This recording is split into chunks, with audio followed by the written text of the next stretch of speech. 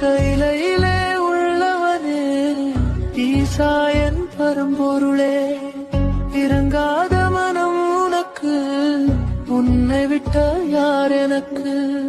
ஓயாமல் ஏன் கண்ணீர் கண்ணீரும் ஊற்றுதையா? ஈசனே உன்னை காணாது எந்தன் உள்ளம் கையிலே.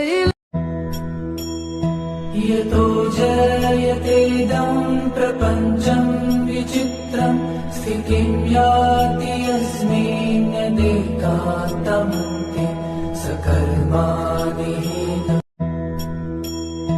यतो जयतेदं प्रपञ्चं विचित्रं स्थितिं याति यस्मिन् यदेकान्तमन्ते सकर्मादिहीनम्।